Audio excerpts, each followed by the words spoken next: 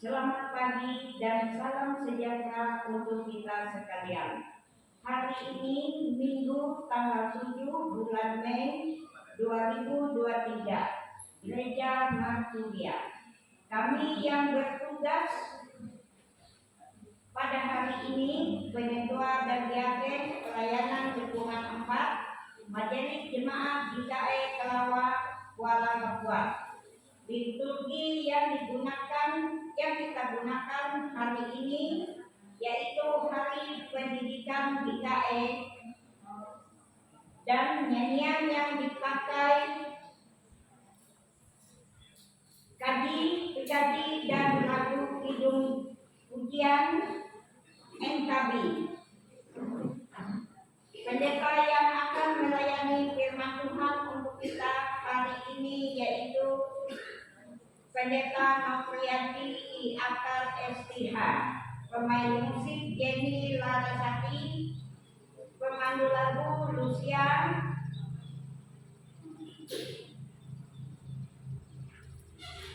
berita tambahan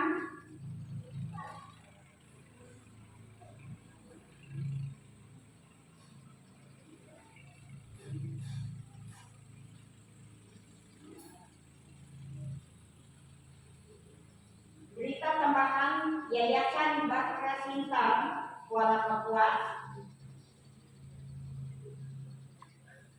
Akte Notaris Kansa Pikni SHMH nomor 20 tanggal 22 November 2011, SK Menkumham RI nomor HKU 9223 AH 0104 tanggal 30 Desember 2011, alamat Kantor Majelis Resort GKE Kuala Papua, Jalan Ayani nomor 7981 Kuala Papua, Kalteng. Nomor lampiran 1 lembar perihal permohonan penggalangan dana bantuan untuk Yayasan Bahtera Sinta Kuala Papua dalam rangka Hari Pendidikan GKE melalui surat amplop. Kepada yang terhormat Ketua Majelis GKE Kelawa di Kuala Papua, salam sejahtera. Bapak Ibu, Saudara yang terkasih dalam Tuhan, sehubungan memperingati Hari Pendidikan GKE tahun 2023, kami dari pengurus Yayasan Bahtera Sinta Kuala Papua mohon izin kepada Ketua Majelis Jemaat GKE Kelawa untuk mengedarkan amplop bantuan yang telah disediakan oleh Yayasan, guna amplop tersebut untuk membantu biaya 7 sekolah tersebut, di antara 3 Immanuel, 3 Saint Masa, 3 Banimba, SDS Kristen Parapa, SDS Kristen Selat, SMP Kristen Selat, dan SMK Kristen Kuala Papua. Dari hasil kumpulan amplop ini nantinya akan dibagi untuk 7 sekolah Kristen yang ada di bawah naungan Yayasan Bahtera Sinta GKE Kuala Papua. Demikian surat ini disampaikan. Atas perhatiannya kami ucapkan terima kasih. Ini dari dikasih 8 ayat 1 sampai dengan 3, bukalah kekurangannya.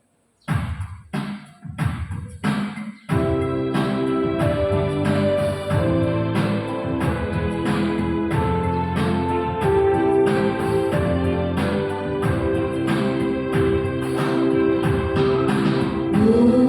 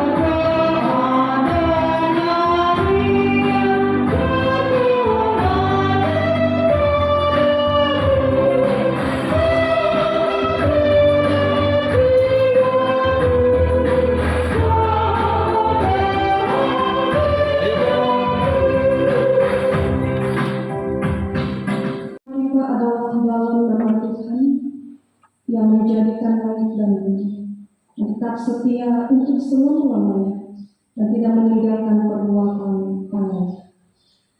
Kasih karunia dan damai sejahtera dari Allah Bapa kita dan dari Tuhan Yesus Kristus menyertai kami. Amin. Cuma itu.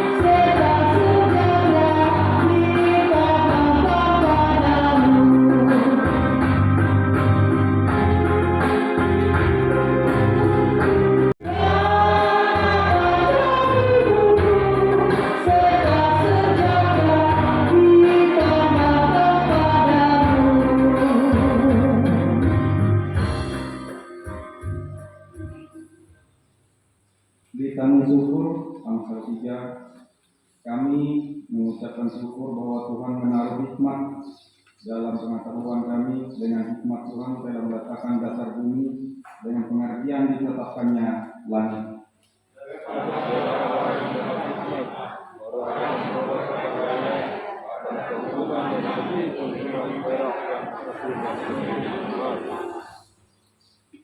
Karena hikmat dunia ini adalah kebodohan bagi Allah, sebab ada tertulis, Dia menangkap orang berhikmat dalam kecerdikannya. Sebab yang bodoh dari Allah lebih besar hikmatnya daripada manusia, dan yang lemah dari Allah lebih kuat daripada manusia. Hanya di dalam Dialah tersembunyi segala harta, hikmat dan pengetahuan. Bersama-sama, percayalah kepada Tuhan dan segenap hatimu, dan janganlah kepada kamu sendirian.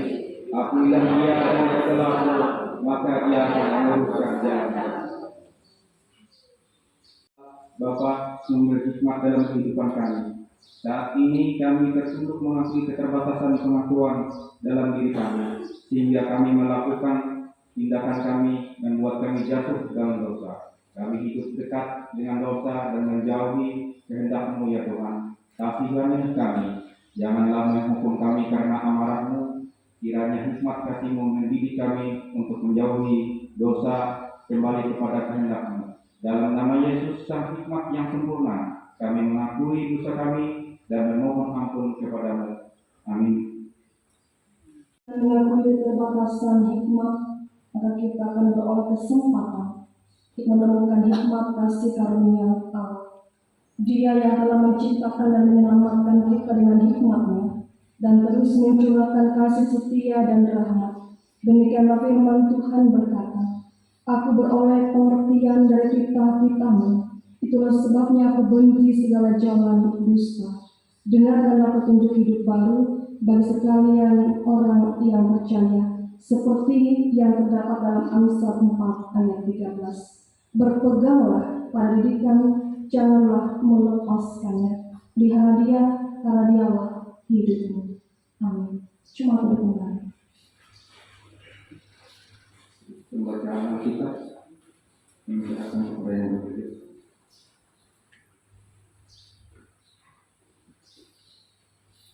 Ayat tulis dalam kitab Ulangan pasal 6 ayat 1 sampai dengan 9 dengan perikop kasih kepada Allah adalah perintah yang utama.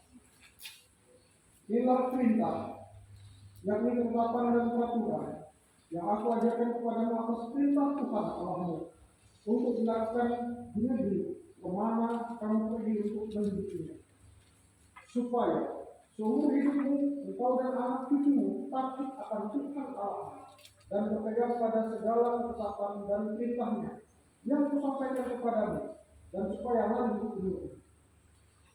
Maka dengarlah, hai orang Israel, lakukanlah itu dengan setia, supaya baik keadaanmu dan supaya kamu menjadi sangat banyak, seperti yang dijanjikan Tuhan Allah nenek moyangmu kepadamu di suatu negeri yang berlimpah-limpah susu dan madu. Dengarlah, hai orang Israel, Tuhan itu Allah kita, Tuhan itu Esa. Kasihilah Tuhan Allahmu dengan segenap hatimu, dan dengan segenap jiwamu, dan dengan segenap kekuatanmu. Apa yang diperintahkan kepadamu pada hari ini, haruslah engkau perhatikan. Haruslah engkau mengajarkannya berulang-ulang kepada anak-anakmu dan membicarakannya apabila engkau duduk di rumahmu, apabila engkau sedang dalam perjalanan, apabila engkau berbaring, dan apabila engkau bangun. Haruslah juga engkau mengucapkannya sebagai tanda pada tanganmu, dan haruslah itu menjadi lambang lidahmu. Dan haruslah engkau menuliskannya kepada tiap pintu rumahmu dan pada pintu gerbang. Setiap orang yang mendengarkan perkataan ini dan melakukannya, dia sama seperti orang yang bijaksana yang mengerjakan rumahnya di atas batu. Amin. Matius 7 ayat 10.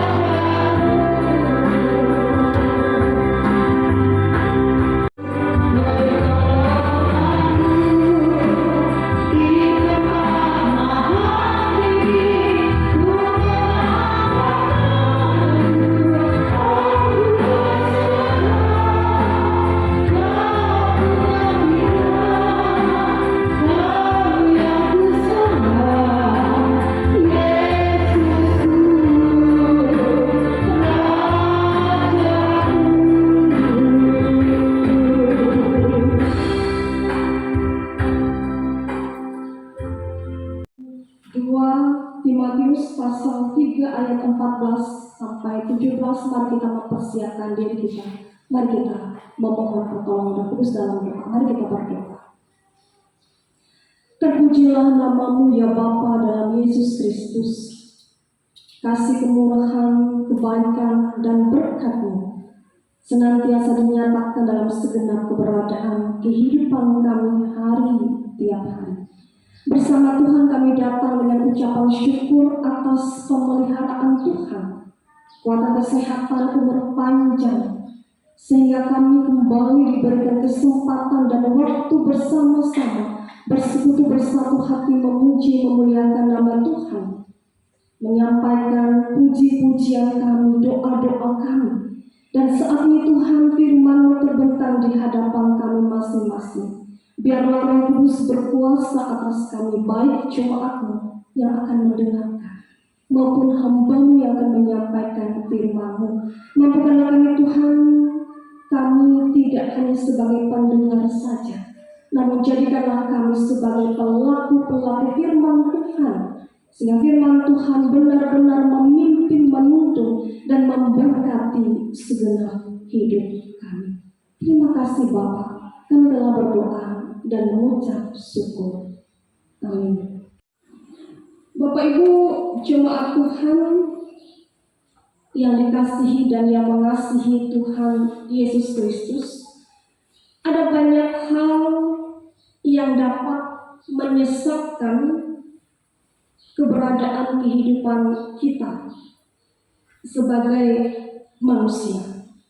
Terlebih pada zaman yang serba canggih sekarang ini. Tidak hanya ajaran atau ideologi yang salah, tapi juga ada banyak hal-hal lainnya. Contohnya, penggunaan obat-obat yang dilarang, kemudian pergaulan yang teramat bebas, kemudian tayangan di audiovisual, tidak hanya di televisi tetapi juga di media-media sosial, di handphone kita masing-masing. Ada banyak konten-konten yang tidak memperdulikan norma etika yang ada, yang disebarkan. Dan tanpa kita sadari ataupun kita sadari, semua itu amat berbahaya dalam keberadaan kehidupan kita yang akan menggiring kita dalam kesesatan iman. Nah Bapak Ibu jemaat Tuhan yang kekasih dalam Yesus Kristus, tidak jarang banyak orang menyukai hal-hal yang negatif dari tayangan-tayangan, dari konten yang ada, sehingga benar sekali yang Paulus katakan dalam 2 Timotius 3 ayat 2 bahwa manusia akan cenderung untuk mencintai dirinya sendiri tanpa memperdulikan di sekitarnya. Nah Bapak Ibu jemaat Tuhan yang kekasih dalam Kristus, sebagai orang yang percaya, bagaimana kita menghadapi kesesatan, kecenderungan negatif yang ada, yang akan membuat iman kita goyah. Untuk itu mari kita belajar dari firman Tuhan yang merupakan petunjuk Paulus kepada Timotius. Timotius, Bapak Ibu jemaat Tuhan, sebagai seorang muda yang memiliki jati diri sebagai pengikut Kristus, ia dipercayakan oleh Paulus untuk mengembalakan jemaat di Efesus. Dan pada saat itu Bapak Ibu jemaat Tuhan, tumbuh subur pengajaran sesat yang jelas-jelas menentang kebenaran. Ayat 8 dan ayatnya ke-13. Dan untuk itu Bapak Ibu jemaat Tuhan, Paulus memberikan beberapa pesan pentingnya agar Timotius ini mampu menghadapi sekaligus menjawab persoalan-persoalan yang ada dalam rangka ia memimpin mengembalakan jemaat yang dipercayakan kepadanya. Dengan demikian menjadi pengikut Paulus sama artinya Timotius juga adalah pengikut Kristus. Dan sebagai pengikut Kristus yang sejati, Paulus tidak hanya mengajarkan kebenaran firman Tuhan melewati kata-kata saja, tetapi segenap keberadaan kehidupannya adalah pengajaran bagi Timotius dan bagi semua orang yang mendengarkan apa yang diajarkan oleh Rasul Paulus ini. Sebab ajaran yang benar itu harus nampak dalam cara hidup yang baik, motivasi dalam pelayanan, kesungguhan dalam iman, ketabahan dalam mengatasi pergumulan, kasih yang nyata dalam tindakan dan perbuatan. Selalu akan ada yang namanya tantangan hidup, pergumulan hidup, penderitaan, bahkan aniaya dalam rangka kita mengikuti jejak Tuhan kita Yesus Kristus, dan itu sudah menjadi dampak bagi kita sebagai pengikut Kristus. Sama seperti Timotius diarahkan agar ia mampu mengingat pengajaran kebenaran firman Tuhan yang telah ia terima, yang telah ia yakini, yang telah diajarkan kepadanya sejak kecilnya pun demikian adanya dalam segenap keberadaan kehidupan kita di saat ini, di masa ini, agar kita pun dalam menghadapi setiap pergumulan kita, setiap persoalan kita tidak mudah goyah dalam kita memegang firman Tuhan. Sebab Alkitab memberikan kekuatan, memberikan pengharapan bagi kita sebagai orang yang percaya, dan kita memegang segenap janji-janji Tuhan yang senantiasa ia tepati pada waktu Tuhan. Sebab kita yakin waktu Tuhan adalah waktu yang terbaik. Sehingga walau apapun bentuknya pergumulan, tantangan dalam kehidupan kita, kita yakin Tuhan senantiasa menolong kita. Kemudian berkaitan dengan hari ini, kita bersama merayakan Hari Pendidikan Gereja Kalimantan Evangelis. Maka pengajaran firman Tuhan sebagai pembentuk karakter yang baik, memiliki fondasi iman yang teguh ada dalam setiap keluarga. Kita sebagai orang tua, kita sebagai ayah dan ibu diberikan tugas, diberikan tanggung jawab untuk mendidik anak-anak kita, cucu kita, keturunan kita, agar mereka memiliki karakter yang baik, agar mereka memiliki fondasi iman yang teguh. Bapak Ibu masih ingatkah nasihat dalam baptisan ketika Bapak Ibu membawa anak Bapak Ibu masuk ke gereja untuk menerima baptisan? Masih ingat? ada 4 nasihat. Yang pertama apa? Bagi Bapak Ibu yang masih ingat, bawalah ke gereja, apalagi ajar berdoa, apalagi yang ketiga, ada yang ingat? Ada Bapak Ibu yang baru-baru membawa anaknya dibaptis. Ada 4 nasihat. Tadi sudah 2 dan sudah benar. Ada 2 lagi. Ingat atau lupa? Lupa ya.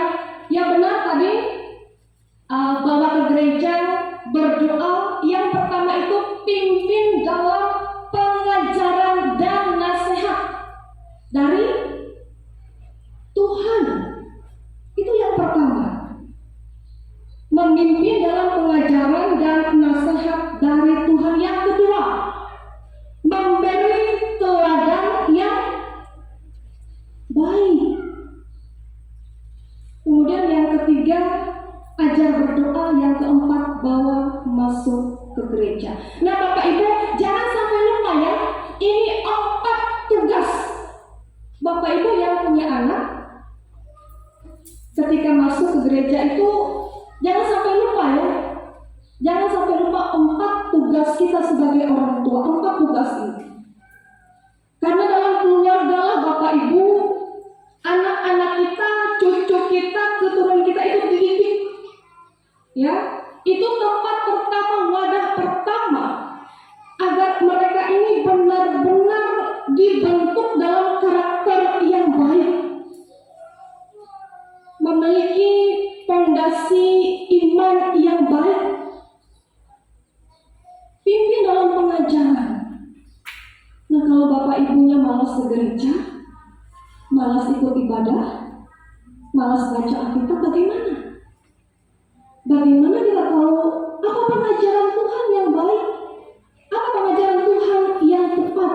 Jadi orang tuanya dulu yang harus wajib memberi contoh, memberi teladan bagi anak-anak, cucu, keturunan kita masing-masing. Ajar berdoa. Bagaimana cara berdoa? Kalau makan saja mungkin langsung makan, lupa. Jadi orang tua yang benar-benar aktif ambil bagian dalam membentuk karakter anak masing-masing. Bawa masuk ke gereja. Jadi setiap minggu Bapak Ibu kita diberikan kesempatan dan waktu untuk beribadah. Ya walau kadang-kala ada banyak aktivitas, ada banyak tugas, ada banyak pekerjaan, membaca Alkitab yang ada. Saya sarankan kalau membaca Alkitab jangan lewat handphone. Ya mungkin ukuran hurufnya agak menyulitkan bagi kita untuk membaca Alkitab. Tetapi kalau dari handphone Bapak Ibu, kalau sampai ada satu kata yang dihilangkan dari ayat tersebut akan merubah makna. Jadi hati-hati kalau membaca Alkitab dari handphone. Jangan-jangan kita salah untuk menafsirkannya. Kalau bisa, kalau memungkinkan, kita wajib dan harus membaca Alkitab benar dari Alkitab itu sendiri. Dan kalaupun dalam ibadah-ibadah, memang saya baru menemukan, saya baru melihat sampai sekarang ini ada keluarga yang membaca dan memakai handphone. Jadi kalau bisa itu tidak disarankan ya.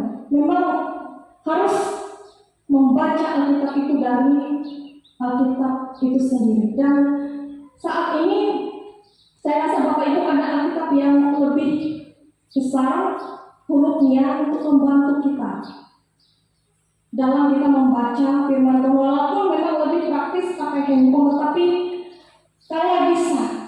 kalau bisa tidak kita baca, karena kalau sampai ada satu kata yang hilang, yang tidak diketik di situ akan mengaburkan makna sebenarnya.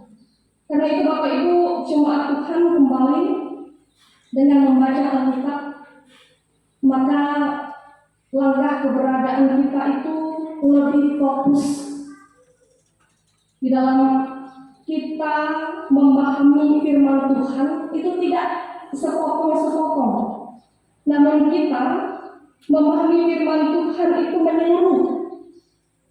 Kita menerima firman Tuhan semuanya, tidak hanya perintah, tetapi juga larangan-larangan yang ada. Sehingga firman Tuhan benar-benar mengarahkan dan menuntun kita berjalan dalam kebenaran firman Tuhan. Tuhan memberkati kita dengan firman-Nya dan mampukan kita melaksanakan firman Tuhan yang kita dengar hari ini. Amin.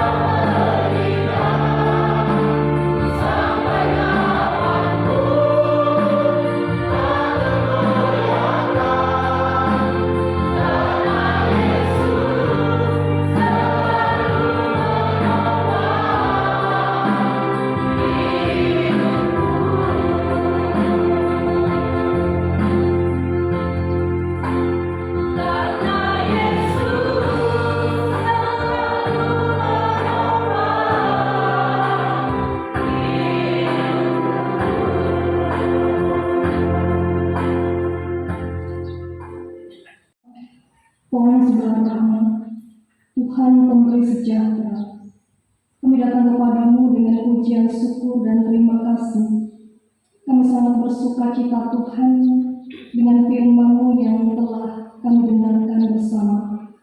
Berikanlah kepada kami hikmat pengertian, agar kami senantiasa mampu berpegang pada firman-Mu yang akan menuntun kami, yang akan memberikan keselamatan bagi kami, yang akan mendidik kami dalam iman yang benar, dalam Kristus Tuhan kami.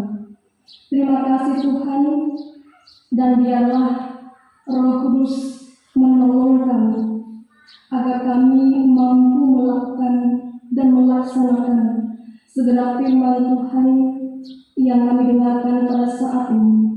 Sehingga firman Tuhan tidaklah ditaburkan dengan sia-sia, namun boleh tumbuh, mengakar, dan berbuah dalam keberadaan kehidupan kami. Di Kalimantan Barat, bagi anak-anak, remaja, pemuda DKE, pelajar, dan mahasiswa, bagi Departemen DKE dan upaya pengembangan pelayanan DKE, dan bagi pendidikan nasional. Bapa, diberkatilah semua lembaga-lembaga pendidikan ini sebagai wadah untuk mengajarkan anak-anak kami, agar mereka diarahkan, agar mereka menerima pendidikan, agar mereka dididik untuk memiliki akal budi, hikmat, pengertian. Setelah pendidikan ini akan sangat berguna di masa depan. Mereka dibentuk memiliki karakter yang baik, mereka memiliki fondasi iman yang kuat, sehingga tidak mudah terpengaruh dalam berbagai hal ke arah negatif, ke arah ingin menghancurkan iman mereka. Namun mereka diberikan hikmat dan pengertian mampu menimbang dan memutuskan hal-hal yang positif dan baik dalam masa depan mereka. Sehingga setiap lembaga ini Tuhan, Engkau yang memberkati, Engkau yang menolong untuk mereka mampu menjalani setiap proses pendidikan, dan dalam menjalankan fungsi pendidikan dengan baik, memberikan ilmu yang bermanfaat kepada peserta didik sebagai bekal dalam keberadaan kehidupan mereka. Menaikkan tugas tanggung jawab mereka dengan porsi mereka masing-masing, dan memberikan pengajaran dengan setulus hati, dengan pertolongan Tuhan saja. Mendoakan bagi pelayanan GKE dan semua gereja-gereja Tuhan di mana saja berada. Diberkatilah Tuhan segenap pelayanan yang boleh dan mampu kami lakukan dalam semua gereja-gereja Tuhan. Diberkatilah semua orang pekerja-pekerja Tuhan yang ambil bagian di dalamnya. Berikanlah kemampuan, berikanlah pertolongan, agar segenap pelayanan, agar segenap mereka melaksanakan pekerjaan mereka dengan baik dan setia, dengan pertolongan Tuhan saja. Kami berdoa bagi Hari Palang Merah Nasional yang akan dirayakan pada tanggal 8 Mei nanti. Tuhan, berkatilah setiap orang yang ambil bagian dalam pekerjaan yang mulia ini, sehingga banyak orang tertolong, dan semuanya dilakukan dan dilaksanakan dengan baik, dengan penyertaan, dengan kemurahan, dengan kebaikan, dengan pimpinan dari Tuhan saja. Kami berdoa bagi upaya-upaya dan usaha demi kesejahteraan, keadilan, dan perdamaian dunia. Ya Tuhan, memberikan pertolongan bagi para pemimpin dunia ini, agar mereka mampu melaksanakan tugas mereka dengan bijaksana, sehingga senantiasa ada kesejahteraan, keadilan, dan perdamaian dunia nyata terjadi. Tentu ada banyak pergumulan yang kami alami setiap harinya Tuhan dalam keberadaan kehidupan ini. Mampukanlah, kuatkanlah, dan tolonglah kami untuk menghadapi setiap persoalan kehidupan kami, sekaligus kami diberikan jalan keluar yang terbaik dari Tuhan saja. Lindungilah anak-anak kami Tuhan, dimanapun mereka berada.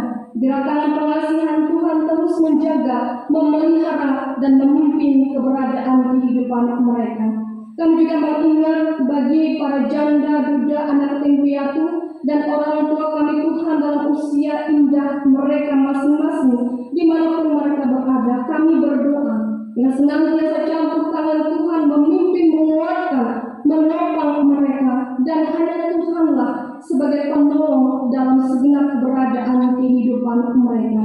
Bagi setiap kami sebagai pekerja-pekerjaan Tuhan, kami sebagai pendeta, kami sebagai penetua diakon, pemain musik, petugas LCD sound system, pemimpin pujian, atau siapapun kami yang rela hati ambil bagian dalam pelayanan. Tuhan berkati kami, berikanlah kasih karunia-Mu Tuhan, dan tuntunlah kami, mampukanlah kami melaksanakan tugas kami dengan baik adanya, demi kepujian kemuliaan Tuhan saja. Bagi jemaat-Mu yang sedang sakit, disembuhkan. Bagi jemaat-Mu yang berbeban berat, diberikan pengharapan. Bagi jemaat-Mu yang berduka, dihiburkan. Bagi jemaat-Mu yang berkekurangan, dicukupkan di dalam Tuhan.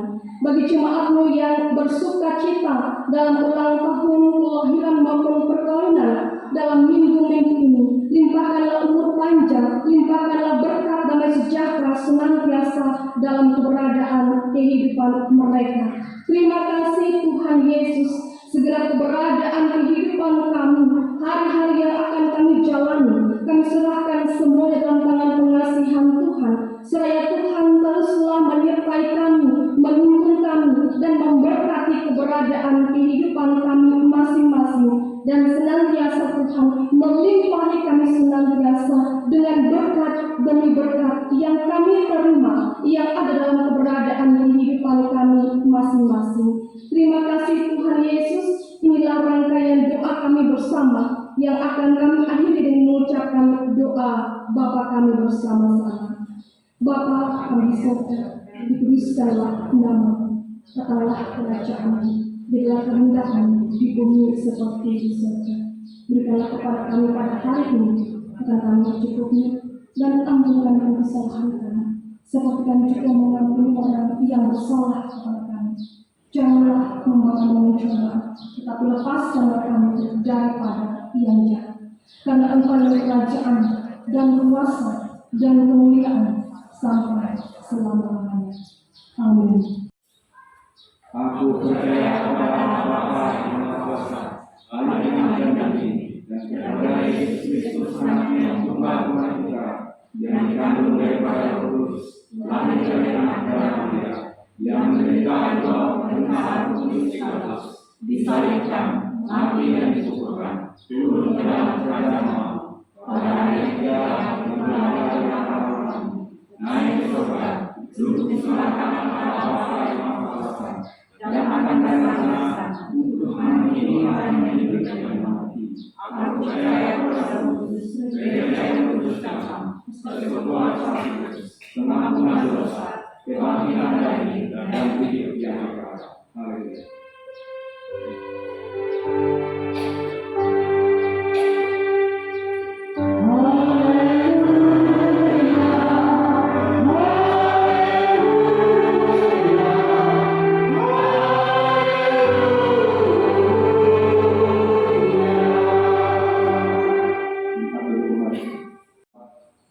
Marilah kita berdoa untuk persembahan. Ya Tuhan Bapa kami yang ada di surga, kami serahkan persembahan syukur ini sebagai bentuk ketaatan dan syukur kami kepadamu. Kiranya Tuhan memberkati agar dapat dipergunakan melayani Tuhan dan sesama kami. Amin.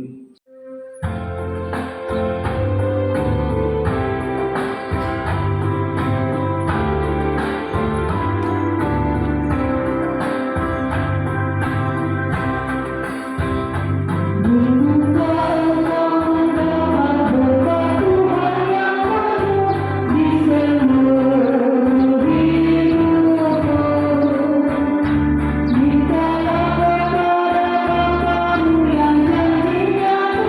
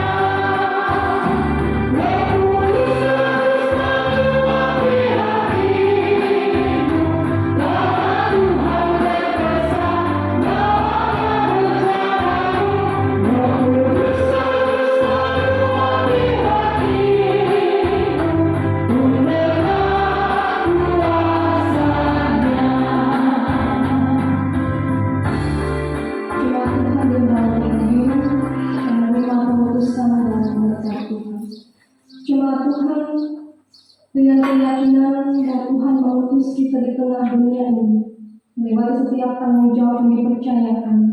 Nyatakanlah terang hikmat Tuhan di tengah kegelapan, dan percayalah akan penyertaan Tuhan, sebab Dia telah mengaruniakan kepandaian, pengetahuan, dan damai sejahtera.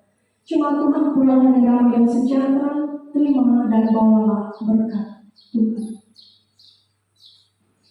Kasih karunia Tuhan Yesus Kristus dan kasih Allah dan persekutuan Roh Kudus menyertai kita sekalian.